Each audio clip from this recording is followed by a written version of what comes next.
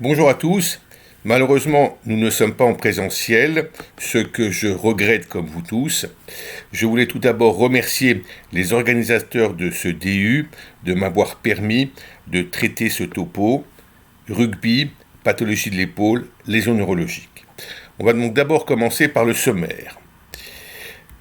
Il y a d'abord une introduction avec la problématique et les données anatomiques, puis je traiterai l'atteinte traumatique du plexus brachial, mécanisme, siège, gravité.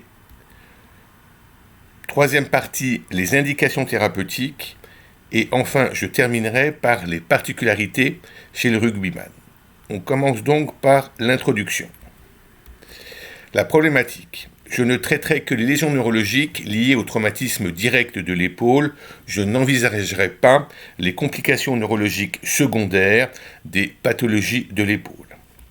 Quand on parle d'épaule traumatique neurologique, on parle uniquement de plexus brachial et tout mon topo sera axé sur le plexus brachial. Le plexus brachial est une région qui est complexe et une région qui est méconnue. D'où, souvent, la pathologie du plexus brachial est négligée ou mal prise en charge. J'espère qu'à la suite de ce topo, le plexus brachial vous sera plus familier et vous pourrez mieux prendre en charge ces pathologies qui sont fréquentes. Un rappel anatomique. Le plexus brachial, comme vous voyez sur cette diapo, est une région complexe. Il y a 4 régions. Les racines, il y en a 4. Les troncs primaires, il y en a 3, tronc supérieur, moyen, inférieur. Les troncs secondaires, le tronc secondaire antéro-externe, le tronc secondaire postérieur, le tronc secondaire antéro-interne, et les branches de division terminale. Et comme vous le voyez sur ce schéma en couleur, les fibres ont une distribution complexe, ce qui explique que selon l'endroit où le plexus brachial sera lésé, la sémiologie clinique sera totalement différente. Une autre représentation du plexus brachial pour vous montrer encore une fois ces 4 régions, les racines C5, C6, C7, C8, D1, les troncs primaires, les troncs secondaires et les branches du division terminale. On va donc étudier maintenant le deuxième chapitre, l'atteinte traumatique du plexus brachial. D'abord les mécanismes. Alors, le mécanisme le plus fréquent, c'est l'étirement par traumatisme direct et lésion fermée. On peut également avoir, parfois, une compression par pathologie orthopédique. L'atteinte vasculaire par ischémie de l'artère humérale est rare. Enfin, la plaie est exceptionnelle. Plus important, très souvent, les atteintes neurologiques du plexus brachial sont associées à des lésions orthopédiques. Ça peut être fracture et ou luxation de la tête de l'humérus, c'est ce qui est le plus fréquent. Luxation acromioclaviculaire, décompensation d'une instabilité de l'épaule. Un point important, c'est que même sans lésion orthopédique, les traumatismes du plexus brachial peuvent être graves, et j'ai vu souvent des avulsions radiculaires, parfois de toutes les racines, sur des traumatismes fermés sans la moindre lésion orthopédique. Le siège. Et on va faire maintenant de l'anatomoclinique. C'est peut-être la partie la plus importante de mon diapo. Je vous demande, s'il vous plaît, toute votre attention. Donc, la première région qui peut être atteinte dans le plexus brachial, c'est les racines. C5, C6, C7 ou C8D1. C'est une systématisation bien connue, que vous avez appris au cours de vos études, que vous avez utilisé lors de votre pratique et donc que je ne rappellerai pas. Donc beaucoup plus important à bien comprendre, les troncs primaires. Il y en a 3. Le tronc primaire supérieur C5, C6, c'est le suscapulaire, l'union du suscapulaire, de l'axillaire, du musculocutané, plus le long supinateur. Cette association topographique vous permettra d'affirmer que la lésion se situe au niveau du tronc primaire supérieur. Le tronc primaire moyen C7 ou radial, c'est le territoire du radial. Et enfin, le tronc primaire inférieur, qui est donc ici, c'est le territoire C8D1 qui comporte le médian plus le cubital. Donc, ce qu'il faut que vous reteniez, car c'est le moins connu, c'est cette association topographique dans le tronc primaire supérieur. Et donc on va faire la même chose maintenant pour le tronc primaire, les troncs secondaires. Alors les troncs secondaires, vous avez le tronc secondaire antéro-externe, tronc secondaire antéro-externe, qui comporte le muscle cutané et le médian. Le tronc secondaire antéro-interne qui est le cubital. Et le tronc secondaire postérieur qui associe le radial et l'axillaire. Là aussi c'est simple, retenez surtout tronc secondaire antéro-externe, muscle cutané médian. Et enfin, l'émergence des troncs nerveux avec le médian, le cubital, le radial, le muscle cutané et l'axillaire. Il y a 2 astuces qui vous permettent de bien déterminer la topographie lésionnelle. Et je vais me permettre de vous les dire. La première astuce qu'il faut retenir, c'est l'atteinte quand le long supinateur est atteint. Quand ce long supinateur est atteint, il y a 2 possibilités. Soit le déficit du long supinateur est associé avec une atteinte de tous les muscles extenseurs. C'est simple, atteinte de la racine C7 ou du tronc primaire moyen, ou du tronc secondaire postérieur s'il y a une atteinte du nerf axillaire, ou du radial. Par contre, si le déficit du long supinateur s'associe à un déficit du biceps, du deltoïde et de la coiffe des rotateurs, c'est une atteinte de la racine C6, une atteinte de la racine C6, ou tronc primaire supérieur C5, C6. La deuxième astuce, c'est le suscapulaire. 2 possibilités. Soit le suscapulaire est atteint, déficitaire, soit il est indemne. Quand il est déficitaire, c'est une atteinte proximale et donc une atteinte de la racine C5 ou du tronc primaire supérieur C5, C6. Excusez-moi, mais la vidéo ampute le C5, C6.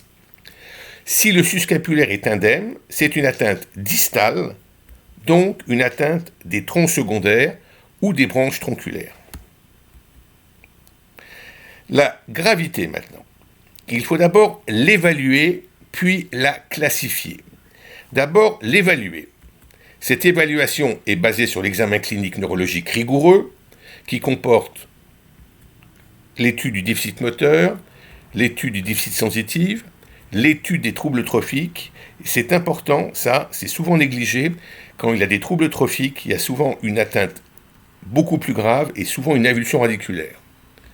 Les réflexes osseo-tendineux et le syndrome de Claude-Bernard-Horner qui témoigne d'une atteinte proximale dans le territoire C8D1.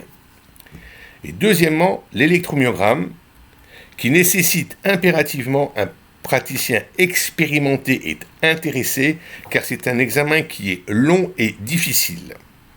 Trop souvent, les électromyogrammes ne retrouvent que des canaux carpiens ou que des canaux carpiens associés à des atteintes radiculaires, mais ne répondent pas aux questions posées par le chirurgien. Attention, l'état orthopédique peut rendre difficile et parfois même très difficile l'examen clinique et l'électromyogramme, surtout au début, surtout à la phase initiale. Une fois qu'on a établi la gravité, il faut classer l'atteinte cette atteinte du plexus brachial. Alors, la classification neurapraxie, neurotmexis, axonodmexiste. Alors, c'est des très jolis noms, on peut les donner à nos enfants ou nos petits-enfants, mais c'est totalement désuet et il ne faut plus l'utiliser. La classification myéline ou axone, c'est extrêmement intéressant. Ça nécessite bien sûr l'électromyogramme, mais c'est difficile car les lésions sont souvent mixtes. Et je ne vais pas rentrer dans les détails de l'électromyogramme, ce n'est pas le but du propos. Je vous ai simplement mis une diapo d'un axone avec le corps cellulaire, d'où va naître l'axone, qui va être entouré de la gaine de myéline jusqu'à l'effecteur musculaire. Personnellement, j'ai mis au point une classification que j'appelle classification par continuité anatomique et par continuité fonctionnelle. Cette classification est extrêmement simple, elle est reproductible, elle est nécessaire, voire indispensable pour les indications microchirurgicales, elle nécessite l'examen clinique et l'EMG. Il faut apprécier la continuité anatomique. C'est simple, on voit, c'est uniquement à l'électromyogramme, on voit s'il y a des réponses motrices et des réponses sensitives. Si vous avez des réponses motrices sensitives, même altérées, il y a une continuité anatomique. Et la continuité fonctionnelle, c'est l'activité musculaire ou la perception sensitive. C'est plutôt clinique, aussi bien sûr électrique. Et en comparant la continuité anatomique et la continuité fonctionnelle, il faut apprécier si elle est présente, si chacune est présente, altérée, absente. Et je vais vous expliquer tout de suite pourquoi. C'est très intéressant. On va donc passer maintenant aux indications thérapeutiques.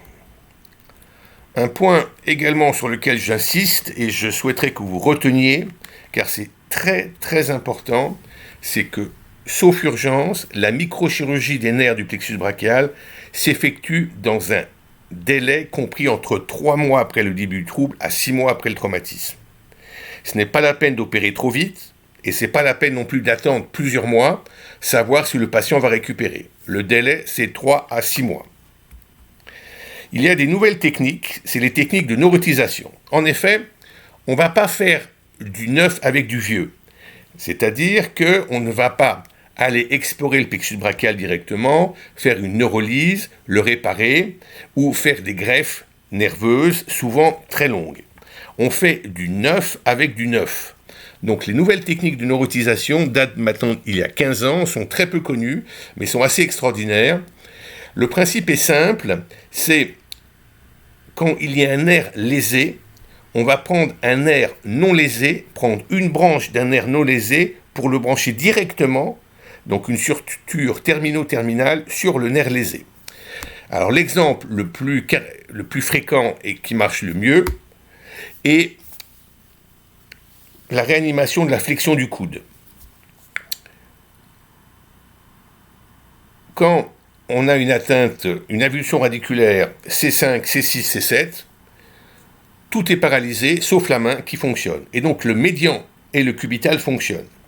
Donc les chirurgiens de la main prennent une branche du nerf médian pour la suturer directement avec le nerf du brachial antérieur et une branche nerveuse du nerf cubital pour la brancher sur le nerf du biceps. Et ça marche vraiment très bien. Et on peut réanimer beaucoup de muscles, mais surtout les muscles proximaux, c'est-à-dire au-dessus du coude. 3 situations. Première situation, il y a une interruption fonctionnelle et une interruption anatomique. Interruption fonctionnelle, aucune activité musculaire et sensitive. Interruption anatomique, aucune réponse motrice et sensitive. Rien ne passe. Dans ce cas-là, indication opératoire rapide. Si doute, on peut refaire un électromyogramme, un bilan clinique électrique dans 3 mois, mais c'est l'indication opératoire. Deuxième situation, il y a une interruption fonctionnelle, donc pas d'activité musculaire, clinique et électrique, mais une continuité anatomique car des réponses peuvent être enregistrées. Dans ces cas-là, nouveau bilan à 3 mois, et l'indication sera à discuter en fonction de l'évolution. Si ça récupère, on n'opère pas. Si ça ne récupère pas, on opère. Et en fait, troisième possibilité, il y a une continuité fonctionnelle, il y a une activité musculaire même très faible qui persiste, il y a une continuité anatomique des réponses qui sont enregistrables, et dans ce cas-là, pas de chirurgie, bon pronostic et rééducation. On va donc terminer ce topo par les particularités de l'atteinte du plexus brachial dans les pathologies de l'épaule chez le rugbyman. Les lésions les plus fréquentes sont le nerf axillaire ou circonflexe et le tronc secondaire antéro-interne cubital. Les lésions neurologiques dans l'épaule du rugbyman sont rares, malgré les chocs que la pratique de ce sport induit. Pourquoi ? Probablement parce que l'état musculaire est bien développé et absorbe le choc cinétique, et c'est des patients qui sont en excellent état général et qui sont jeunes. Donc troisièmement, il y a une bien meilleure récupération des lésions neurologiques périphériques chez les rugbyman et en cas de traumatisme de l'épaule que dans la population générale. Et enfin, dernier point, il y a un piège qui arrive relativement fréquemment. Parfois, il n'y a pas de récupération du nerf axillaire et il y a une bonne mobilité de l'épaule, car excellente compensation des autres muscles de la ceinture scapulaire. Comment faire le diagnostic? Là encore une fois, c'est simple si on sait. Il y a une amyotrophie du moignon de l'épaule et une subluxation de la tête humérale. Voilà, j'espère vous avoir introduit à la pathologie du plexus brachial et vous l'avoir fait connaître et qu'elle soit moins rébarbative. Je vous remercie de votre attention. Merci.